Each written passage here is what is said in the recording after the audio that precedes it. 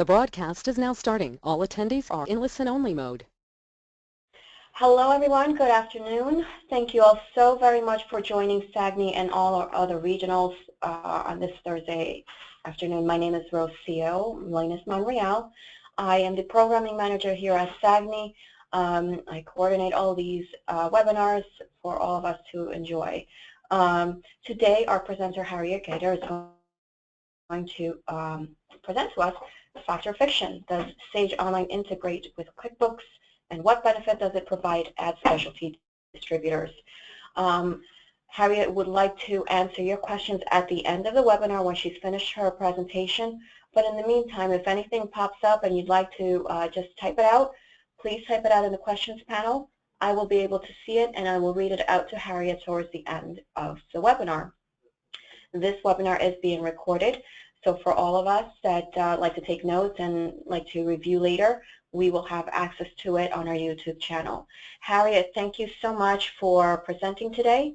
I met you at Pleased, and I'm going to pass over the screen to you. And, Terrific. Here we go. Okay, thank you. Thank you so much. All right.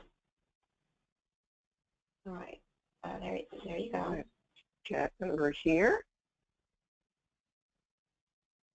Can you all see my screen? Can you see it's kind of black right now. I see your screen, but it's black right now. I don't know. It's black. Well, that's not there good because, oh, okay. Okay. We got it. Terrific. So it's got Sage and QuickBooks logos up at the top? Yes, perfect. And we see your beautiful face there. Thank you. Well, thank you.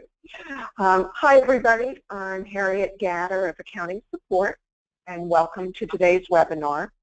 And as Rocio had said, the topic today is the Sage Online integration with QuickBooks. And it is a pretty seamless system. You can go from product search into creating purchase orders, bringing them over into QuickBooks, and having a lot of data transferred without having to re-enter it. So it's pretty good. So today I'm going to give you a tour of what happens when we create an order in Sage. If you wouldn't mind indulging me, I'd just like to share a little of my background with you so you know where I came from. I was an ad specialty distributor for 23 years, right in your shoes. I did all of my own accounting in QuickBooks. And while I was a distributor, I was also an adjunct accounting professor at a university outside of Philadelphia. And all of my undergraduate and graduate work was in accounting and finance. In 2012, I sold my business. I became a QuickBooks Pro advisor, and now I work exclusively with ad specialty distributors on their order management and accounting needs. And specifically, I do a large number of system conversions from industry-specific software like ProfitMaker and OrderMaster, or even manual systems. You'd be amazed how many of those are out there. And converting into a QuickBooks or a QuickBooks Sage Online system. I work with distributors to make QuickBooks work better for distributors, and I also set up the Sage Online QuickBooks integration. I met Sage at Expo East a few years ago, and they asked if they could give my name out to help with their distributors with their QuickBooks needs, particularly the integration with Sage, which is a lovely arrangement. But I don't work for Sage, so I can honestly say, I like this, I don't like that, or look out for this. So in the interest of full disclosure, however, I would like to tell you that I am currently working with Sage on a consulting basis to fix some little tweaks in an already excellent system and to develop some reports that would make everybody's life simpler. As you know, we have a very complicated and unique industry, and the orders and accountings are similarly complex. There isn't really a perfect system. I wish there were, and I have looked, but this one comes pretty close. So briefly, here is a flowchart of the integration process between Sage and QuickBooks. Today, I'm going to be working in QuickBooks Premier, which is the QuickBooks product that works for most distributors for a large variety of reasons, which we aren't going to cover today. But please feel free to contact me for more information regarding the benefits of Premier, as well as I have a great reseller, QuickBooks reseller, who has great prices. I don't benefit from that financially, but it's somebody I just send my clients to. So the red portion is what's done in Sage. So we would, well, where did we go? We would go from the product search, which many of you use. I guess we all used either ASI or Sage for product search because we absolutely had to have that. And then with just a click of a button, you can add the product to a sales and purchase order, which is really nice.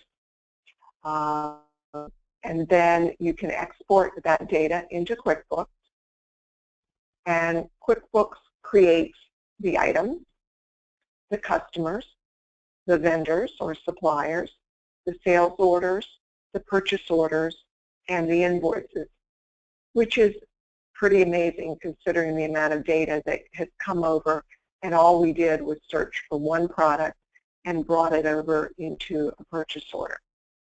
From there, in QuickBooks, we can record the receipts from the customers, pay the suppliers, record other operating expenses, and then our financials are ready to run. It's a pretty nice system. So now I'm going to get out of this, and I'm going to go over to QuickBooks. This is QuickBooks Premier, and for those of you not familiar with it, this is the home page, which is the flowchart. It's kind of where you go to do everything in QuickBooks. And I set this up as a Sage sample company. I have the preferences set for the industry. And I cleared it all out of data, and I'm just going to show it to you just so you can see what's not here, as it were. I would go back. There is no invoice in there.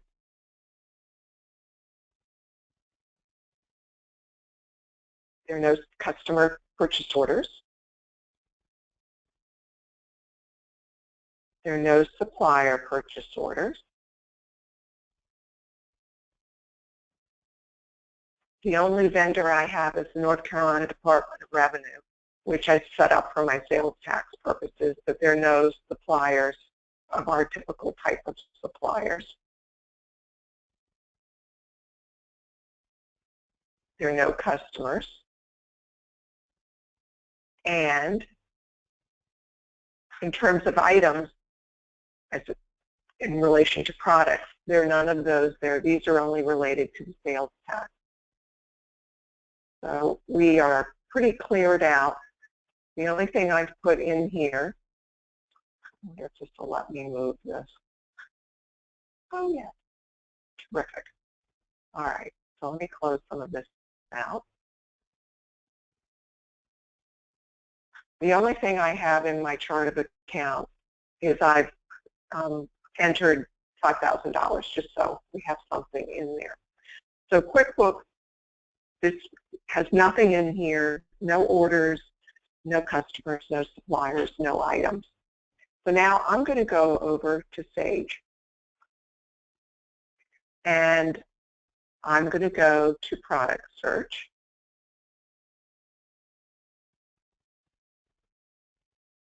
And, excuse me. I'm going to look for what used to be my favorite item as a supplier.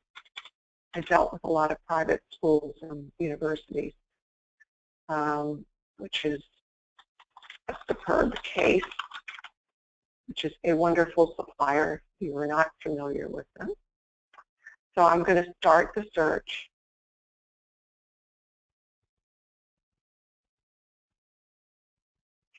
Up comes the 664 keyring. In fact, that's one of my clients. I did that order. I'm going to tag it. And I'm going to add it to an order form. Now, on the left-hand side are supplier forms, and on the right-hand side are client forms.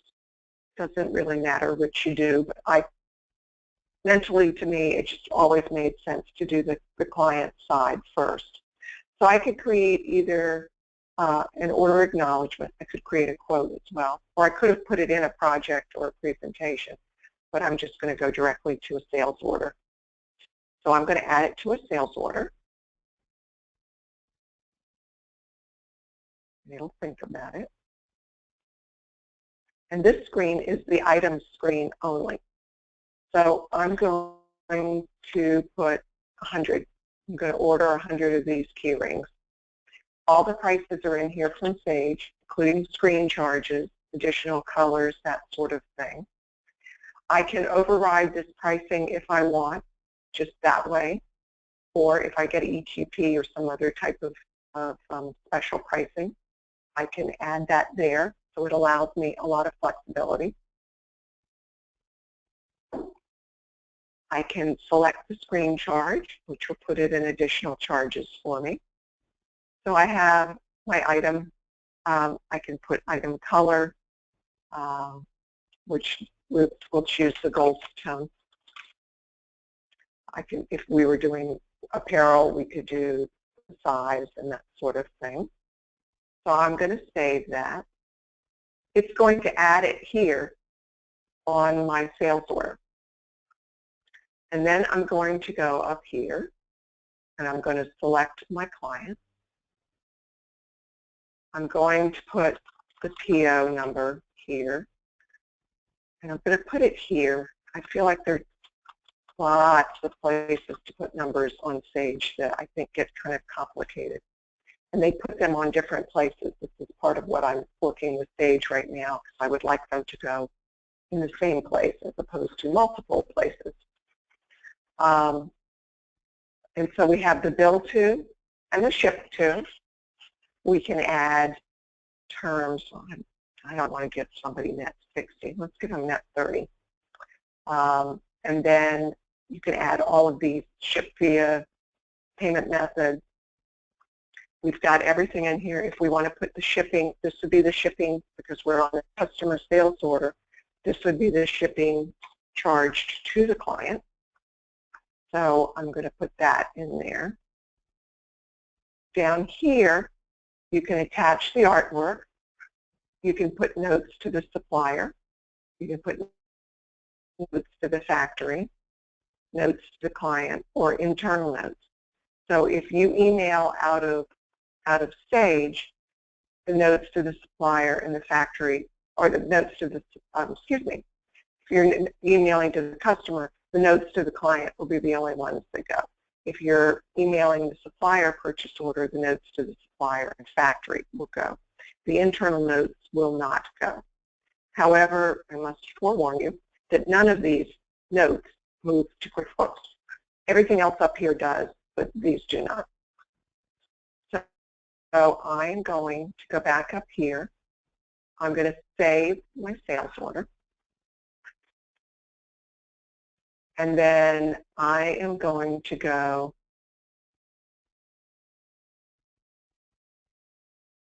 to order management, which is kind of the dashboard, as it were, of the orders that are going on. I cleared all of my orders. I had a couple hundred of them in here. I cleared them all out yesterday just for this. So here's the sales order. And as I said, here's another number related to Sage. You have a unique document number for each form that you create in Sage. So I'm going to go over here. I can view the sales order. I can edit the sales order. I can look at the history of the sales order. For instance, it'll tell me that I created it and I saved it. And then I can create from here. I could also delete it if I want in this box. But this is my create box. So from the sales order, I want to create the supplier purchase order. And as you notice, I haven't had to re-enter any data. So here we go. We've got the cost. I've got the net of the screen charge. I can add the shipping here if I want. Let's make it less. I'm going to, if I click drop ship, I'm going to paste the client here. And then I have all this data. It's all ready. My bill to, my ship to, it's superb case. I can email them out of this. I can view and print what's going out to the client with your logo. So I have everything that I can actually send this to the supplier. I could attach the art and send it to the supplier. And then there's some real, I've never figured this out. Like this is grayed out right now, and I don't know why. But if you click on the item, it comes back. It's a weird little glitch. So I'm going to save that. And then I'm going to go back to order management. So here's my sales order and my purchase order. And in the grand scheme of things, if I sent them into, if I got customer approval and sent it into the supplier, I could then go back to the purchase order and adjust it. If I needed, let's say we had overruns, then I could change it here. And if the freight were different, I could change it here, which typically would be adding. Or if we have any of those funky charges that we didn't expect, you can add them. You can just go back and edit the item again. So we would do that. You would make similar changes, just as we do, to the sales order. And then I'm going to go back to the sales order. I'm going to create the invoice from here.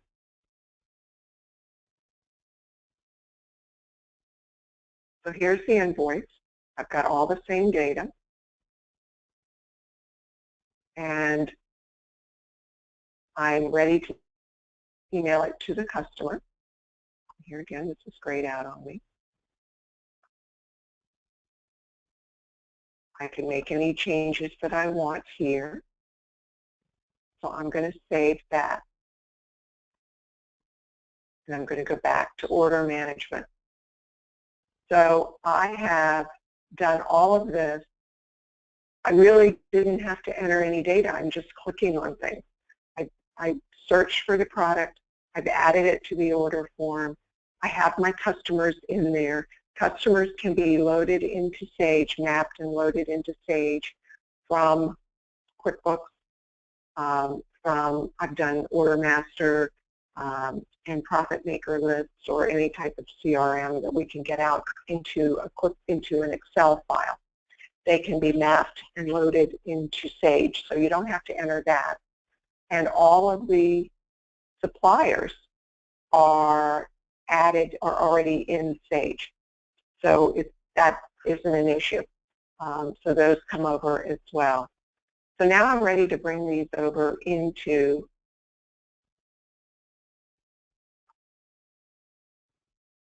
QuickBooks. I have QuickBooks open. So I'm going to export them. I've tagged them. I'm going to export them, QuickBooks tagged orders. I want them marked as exported.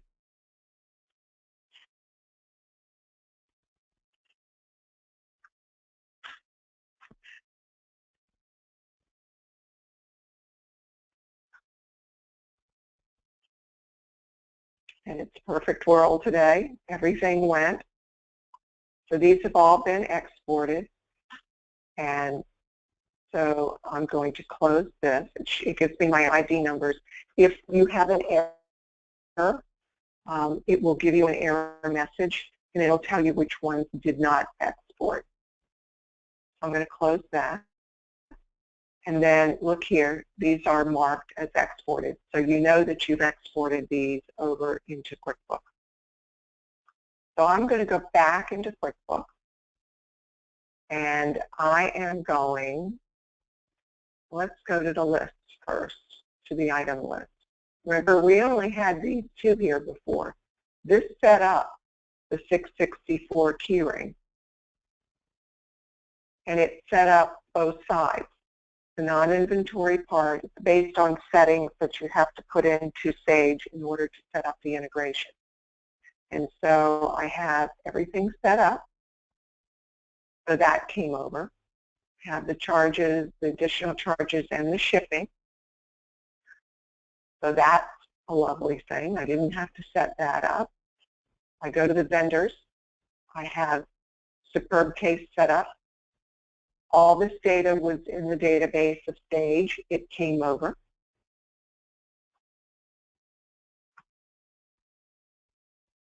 My customer center, my Sage sample company came over. This just happened to be, it will bring over as much data as you have in there.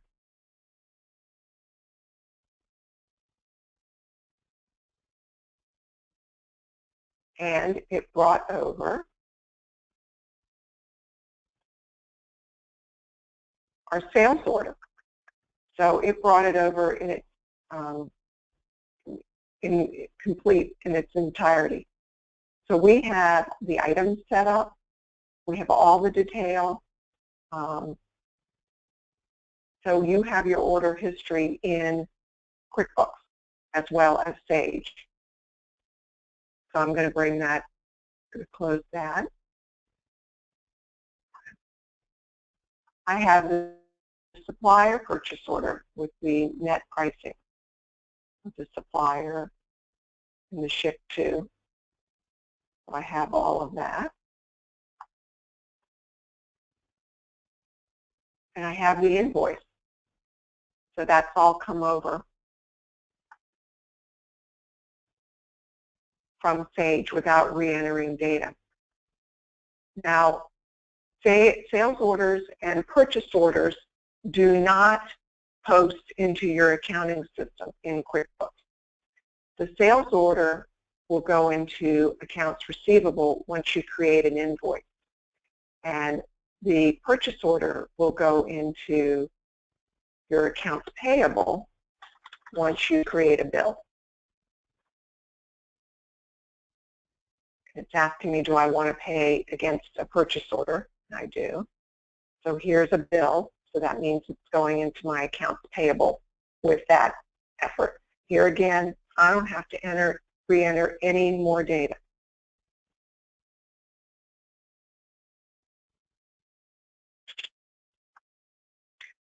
So I have been able to bring everything over. You would pay the customers or would receive payments from the customers in QuickBooks. I'm going to receive payments from, what are we, Sage sample company. And yes. And I'm going to deposit those funds in my checking account.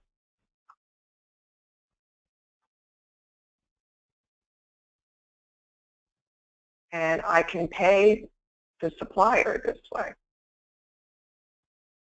I can pay by check. I can do ACH. I can pay credit card. It's all done just like that. And then I would enter my other expenses like my utilities, my telephone, my other types. And then I would run my reports.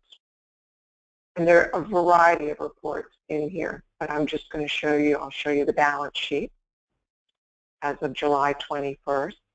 And previously all we had was $5,000 in the checking account, and then we had equity of $5,000. So these entries have been made. And then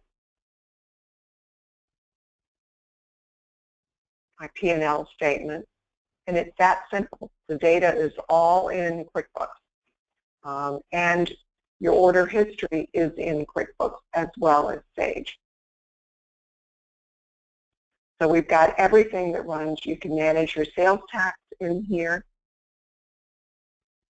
Let's see, do this calendar quarter. And we had sales tax payable from that one order. And so all your numbers are generated out of here, ready for you to report. You can write checks. You can do payroll. We don't get involved with inventory typically in our industry, so that's not a problem. But we have lots and lots of reports. And look at the variety under each category. So it's a pretty phenomenal system. It's also the #1 accounting system for small and medium-sized businesses. So it's easier to find bookkeepers and CPAs who understand QuickBooks and know how to work, because they certainly don't know our industry. So at least give them the ability to know something when they get started. You can look for purchases by item detail. You can do a variety of things. You do reconciliations in QuickBooks. So it gives you a complete accounting system. So I'm going to go back in here.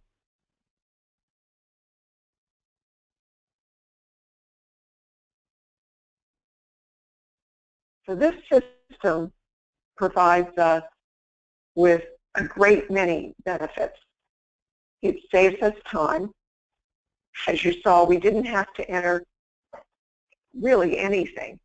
Once you find that product in Sage, it moves with the click of a button into the Sage order forms, which then move into QuickBooks. So it saves you a great deal of time. It also avoids errors.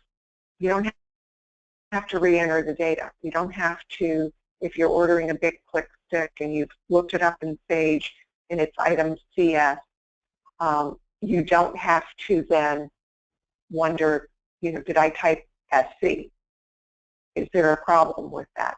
And so, no, that it avoids errors as well as saving you time. And it also makes it easier to find accountants and bookkeepers who know the software, because they know QuickBooks for the most part, being the #1 accounting software. This is vastly different than using an industry-specific software such as ProfitMaker or OrderMaster. I was doing a conversion last week of a client, a large distributor who's been using ProfitMaker. And the CPA firm did some month-end or year-end close in December, and they did it all wrong because the accountant didn't know how to work within ProfitMaker. And so by doing that, they created a whole mess. And the client is dealing with just a jumble in their financial statement. So the CPA said they figured out the problems. However, they said, you've got to convert to QuickBooks because we don't know how to make the adjustments correctly unless we're in a system that we're familiar with. So you're getting, with accountants and bookkeepers, you're telling them, #1, they don't, they need to know how to do the software and they need to know the industry. So give them at least half of what they need to know to get a footing. You also retain ownership of your order history and financial data. You avoid having it trapped in industry-specific software. When I convert clients, I keep hearing, but all of my order history is back in OrderMaster or ProfitMaker or whatever with Proforma, and you lose all of that, and you own it in QuickBooks. It's also in Sage, But if you ever decided to leave Sage, or if Sage went away, which I don't anticipate ever happening, but I've seen stranger things in my life, that you have an option and you get to keep your data and your financial history. Also, you save money by using a Sage Online and QuickBooks Premier system, because they are both very cost-effective software systems. I was an ASI distributor, and ASI, as you know, was very expensive. And I felt like I got nickeled and dimed to death. Sage, I believe, got started as a reasonably priced competitor to Sage. And so they are very reasonable. I'm not sure exactly the numbers, but I think it's something like $59, $69 a month or something per user. And QuickBooks Premier, which is, it lists at right now for QuickBooks Premier 2016 for $499, but the reseller has it, I believe, at $279, or if you hit a special, it's even lower than that. And it's good for 3 years. So it's pretty phenomenal that you can pay under $300 for 3 years worth of use of the software. And you own the software. It's not a subscription service as of now, anyway. So it's a pretty reasonably priced system to give you all of these benefits. Now, that pretty much takes us through the tour. I know I did it pretty quickly, but it can be done very easily. So I wanted you to see how fast and efficient it can be. So it's, and I'm hoping it's been helpful to you. I think it's hard to evaluate software without seeing it put through its paces. So I'm happy to take questions. Also, please connect with me on LinkedIn, and feel free to call or email me with questions if you just want to chat about your system. And now I'm happy to take questions. Wonderful. Thank you, Harriet. So yeah, we have quite a few questions here that popped up while you were doing your presentation. So we have someone who wants to know, does QuickBooks Pro 2015 integrate with Sage? Pro will, but you're going to do yourself a disservice, I believe.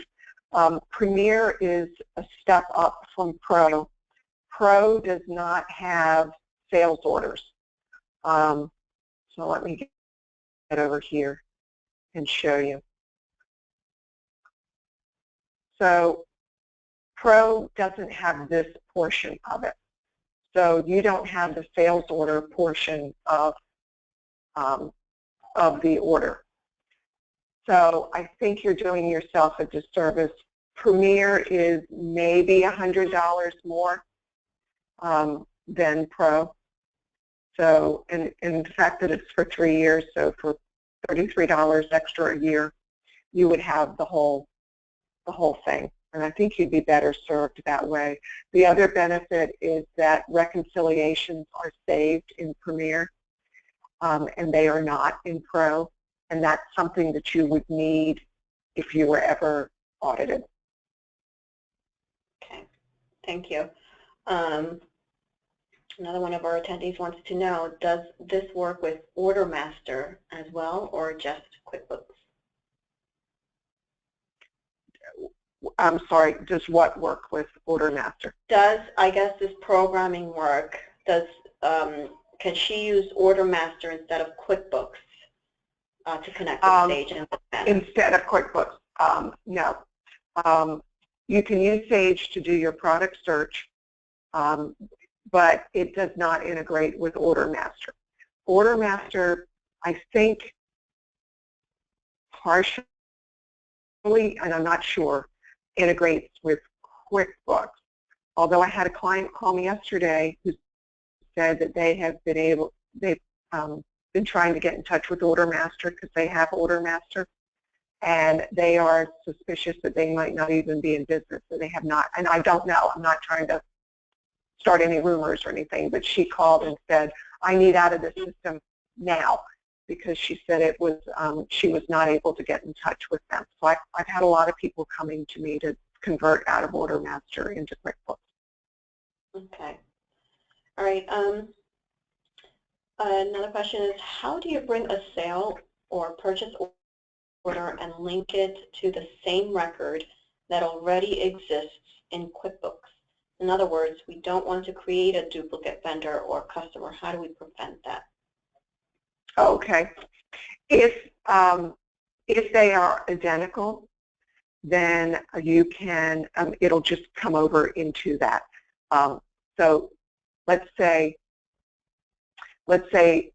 I bring another order in, that I had this set up in QuickBooks, and I bring it over, another order over.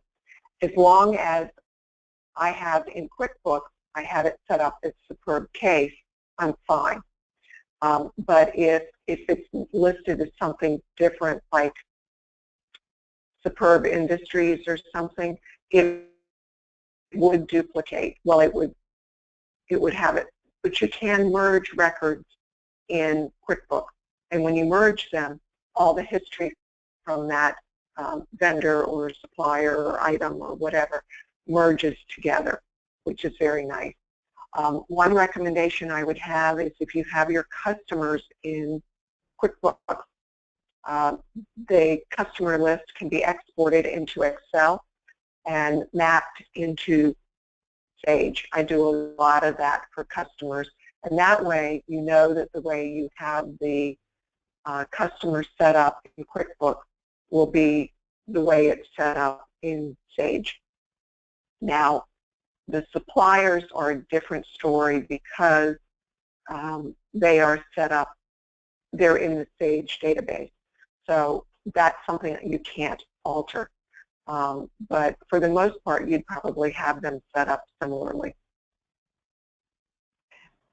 Thank you. A few more questions here. What are the settings in Sage to handle the integration? How do you map AP, AR, invoice, etc.? Why is it necessary to create the invoice in Sage? Isn't that the purpose of QuickBooks? Okay. There's quite a few questions in that one. That's okay. That's okay. I may, you'll have to remind me again once I get to the end. The settings are kind of complex. That's actually what I do for my clients, and it is dependent upon what my clients want. It's also dependent upon your chart of account as to how they're mapped in. So it's a kind of a complex thing that you can try, although I don't recommend it. I do a lot of integrations. I do the setup and the settings for clients. Now, you don't have to invoice in Sage. I did it only by way of example today so that you could see how that I can bring the invoice over. Typically, I don't recommend my clients do it that way. I do recommend that you bring over the purchase order and the sales order from Sage. Generally, once you have submitted the purchase order for production. And that way, you need to be consistent in your process. And I do recommend that you only have one person in charge of doing the integration, in doing the export, so that you know what part of the process of the order you bring it over. And then, yes, I do recommend that you invoice out of QuickBooks. Okay. And I guess the other question follows that. How do you bring over that Sage invoice? How do they bring over the Sage order number into an invoice? That you have to change, putting over the purchase order number. Now the purchase order, they bring it over in the perfect. I had put in PO 1000. They put it in the Sage puts it in the perfect spot. For the sales order, they don't. They put it in here. And that's part of what I'm working with them to have it. You can just override it. It's not an issue. You just have to be cognizant of that. And then the invoice is the same way. And I do recommend that you put the PO number, use it for the sales order, the purchase order, and the invoice. Because in QuickBooks, let's say I want to find, I didn't do it there, I didn't change that. Let's say I want to find a purchase order. I have to put it in here exactly the way I have it in. And you may not want PO in front of it. I just did that to make it simpler. And it will come up that way. So if you know the number, you can drill down and find it very quickly. Okay. Sorry, I'm trying to understand this. I hope it came out correctly. In order to integrate Sage and QuickBooks, what is the date integration steps within Sage so it knows where to place each data element? Okay. There's a whole settings section in there. And you have to work through it and see. It's up in the tools, options, and the options are in the CRM. So there are an awful lot of settings in the orders, and you have to set them and in the QuickBooks settings. So it varies with each company as to which ones are going to be checked. So depending upon how you want things done. So that's part of what I do when I work with clients. Okay, thank you. Can the Sage system auto-assign purchase order numbers? Yes, it can. You can have it start with a certain number. So yes, you can. Okay, wonderful. Also, how do we mark up the shipping charges to the customer? Well, you just enter it on the sales order and the purchase order. So you can just enter it in there. Okay.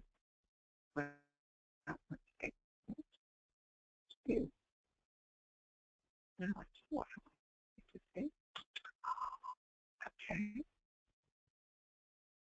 just want to see. Okay. So you can just put it in here. I mean, you can't, you just put it in the shipping and the handling. So this would be the customer portion, and then in the supplier purchase order, you put what you want to charge. Mm-hmm. Okay. There's one last question here. This person is using QuickBooks Pro. Does all the data transfer over, or does she have to enter it? Also, does QuickBooks transfer all data since starting your business? Not too sure that was phrased correctly, but if yes, how do I avoid it so I could have more space? I'm confused with, are you asking what happens if you upgrade to Premier? I think that's what she's asking. It's not quite clear what she's upgrading to. Or, yes, she said yes. Okay. Thank you, Evelyn. If you're upgrading from Pro to Premier, QuickBooks is happy to have you do that because you're going to a more expensive product.